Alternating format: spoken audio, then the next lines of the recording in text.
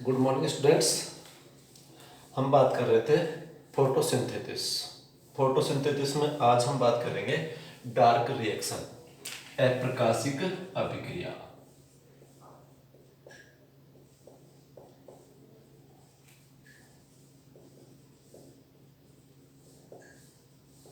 अप्रकाशिक अभिक्रिया, dark reaction. Dark reaction जो होती है ये क्लोरोप्लास्ट के स्ट्रोमा में कंप्लीट होती है। डार्क रिएक्शन क्लोरोप्लास्ट के स्ट्रोमा में होती है और इसके लिए लाइट की नीड नहीं होती है। लाइट जो है उसकी रिक्वायरमेंट नहीं होती है। डार्क रिएक्शन जो है, इस डार्क रिएक्शन को जो डिस्कवर किया था वो किया था ब्लैकमैन ने।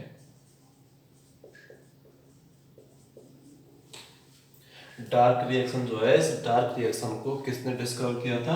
ब्लैकमैन ने। डार्क रिएक्शन होती क्या है? डार्क रिएक्शन जो होती है इसमें एटमॉस्फेयर जो होता है उससे जो अब्जॉर्ब्ड CO2 होती है, एटमॉस्फेयर से अब्जॉर्ब्ड जो CO2 होती है, ये CO2 का रिडक्शन होता है। CO2 का क्या होता है? रिडक्शन, अपचयन होता है। और CO2 का अपचयन जो होता है वो कुछ एंजाइम्स और एनर्जी मॉलिक्यूल्स ATP और NADPH2 जो फॉस्फोरिलेशन से बने थे, उनकी प्रेजेंस में CO2 जो होता है, इस CO2 का रिडक्शन होता है C6H12O6 में।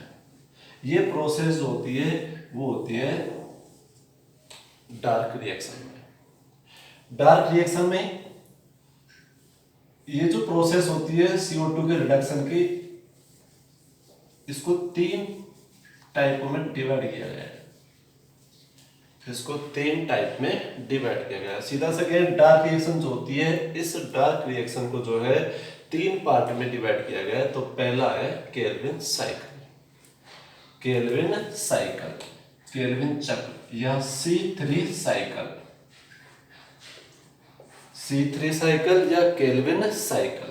C3 साइकिल जो होता है ये क्या होता है? C3 साइकिल जो है, इसको जो स्टडी की थी, इसको जो ऑब्जर्व किया था वो किया था सबसे पहले केल्विन, बेंसन और बेसन।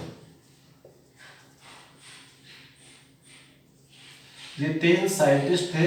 इन 3 साइंटिस्टों ने जो है C3 साइकिल की स्टडी की थी। C3 साइकिल की स्टडी जो है क्लोरेला,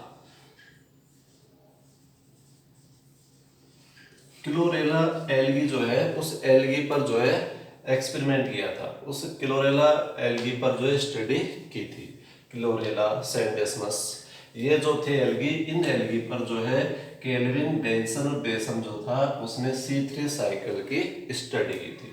तो किस पर की स्टडी? क्लोरेला और सैंडेस्मस जो एल्गी होते हैं इन पर जो है स्टडी की थी। शैवालों पर स्टडी की थी, क्लोरेला शैवाल। केल्विन साइकिल को C3 साइकिल भी कहते हैं। केल्विन साइकिल को C3 साइकिल क्यों कहते हैं? केल्विन साइकिल जो है, इस केल्विन साइकिल में जो फर्स्ट स्टेबल प्रोडक्ट जो बनता है, वो फर्स्ट स्टेबल प्रोडक्ट बनता है PGA, फॉस्फोग्लिसरिक एसिड। प्रथम स्थायी यौगिक जो है वो क्या है? PGA, phosphoglyceric acid. और ये PGA जो होता है वो 3 कार्बन कंपाउंड है। PGA कैसा कंपाउंड है? 3 कार्बन कंपाउंड, इसलिए C3 साइकिल कहते हैं। Called is C3 cycle. किसको?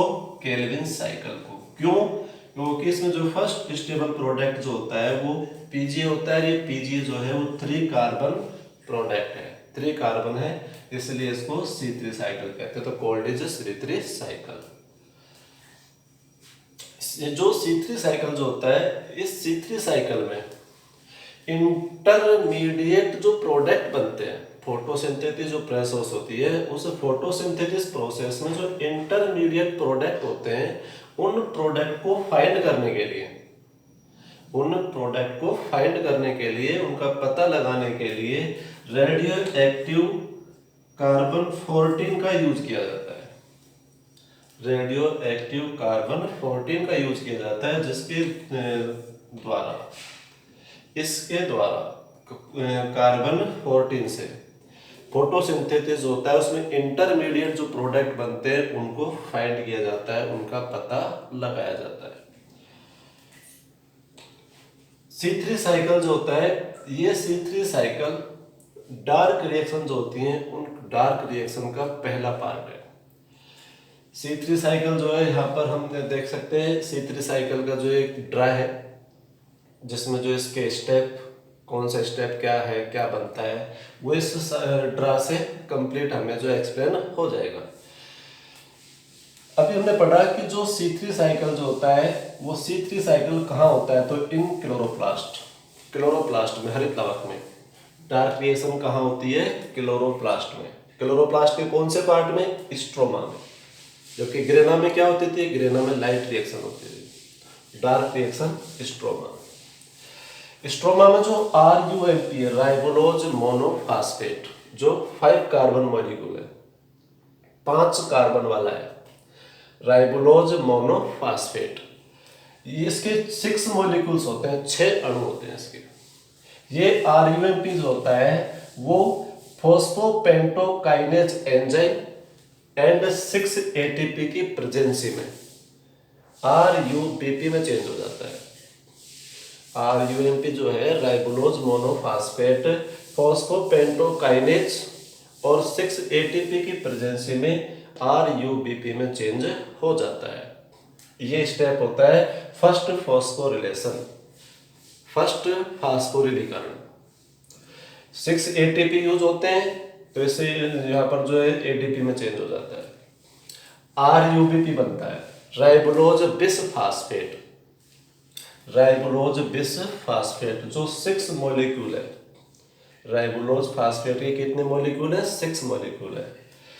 RUBP जो है इसको CO2 का फर्स्ट रिसेप्टर भी मानते हैं, प्रथम ग्राही जो है CO2 की, वो कौन है, RUBP। ये इंपॉर्टेंट पॉइंट है कि केल्विन साइकिल जो होता है, उस केल्विन साइकिल में CO2 का फर्स्ट रिसेप्टर कौन है, तो वो है RUBP, राइबोलोज बिसफास्फेट। ये राइबोलोज बिसफास्फेट जो होता है रूबिस्को की प्रेजेंसी में, रूबिस्को जो एंजाइम होता है, इस एंजाइम की प्रेजेंसी में इसका कार्बोक्सिलेशन होता है, कार्बोक्सिलीकरण होता है, और जिससे बनते हैं PGA, 3PGA, फास्फोग्लिसरिक एसिड बनता है।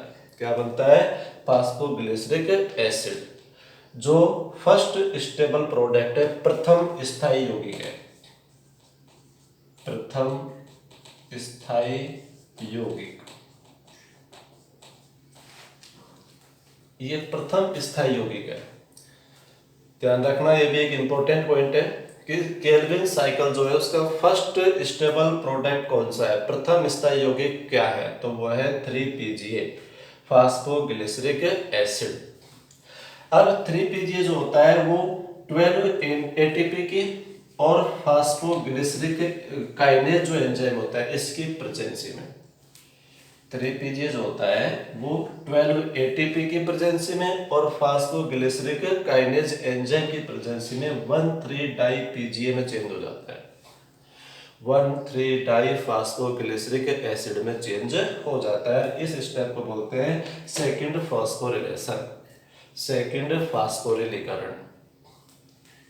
इसके बाद 1,3-डाई-PGA जो होता है उसका होता है रिडक्शन, ये रिडक्शन फेज होती है, और इसमें जो है ट्रायोज फास्फेट डिहाइड्रोजिनेज जो एंजाइम होता है उसकी प्रेजेंसी में और 12 NADPH2 की प्रेजेंसी में ये 1,3-डाई-PGA किस में चेंज हो जाता है, 3PGAL में चेंज हो जाता है, फास्फोग्लिसरिक एल्डिहाइड, फास्फोग्लिसरिक एल्डिहाइड, ये जो है 3PGAL जिसके 12 मॉलिक्यूल्स बनते हैं, इसमें चेंज हो जाता है।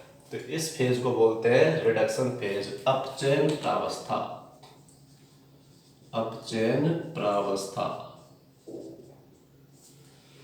ट्रायोज फास्फेट डिहाइड्रोजिनेज एंजाइम और 12 NADPH2 की प्रेजेंसी में 1,3-डाई-PGA किस में चेंज हो गया, 3PGAL में चेंज हो जाता है। कितने मॉलिक्यूल्स, 12 मॉलिक्यूल्स।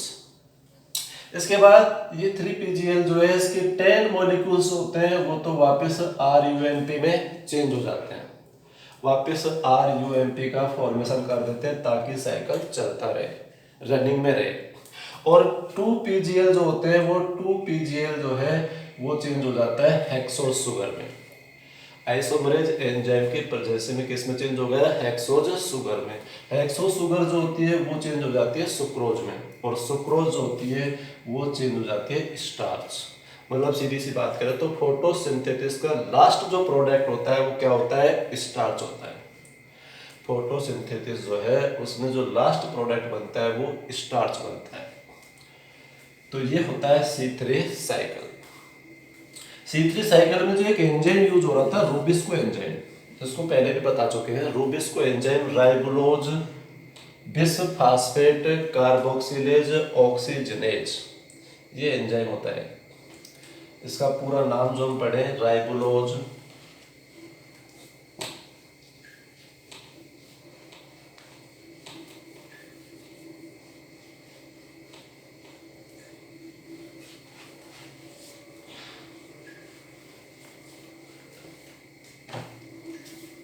रूबिस्को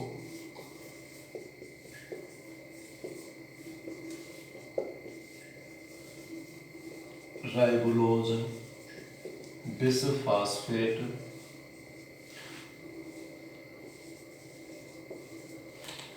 और कार्बोक्सिलेज ऑक्सीजनेज।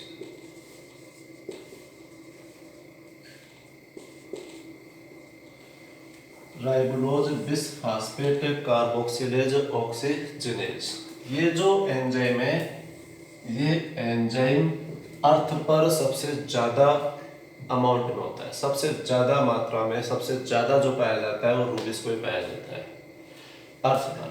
और ये जो है क्लोरोप्लास्ट जो होता है उस क्लोरोप्लास्ट की 16% प्रोटीन जो होती है उस प्रोटीन से ये फॉर्म होता है, बना होता है।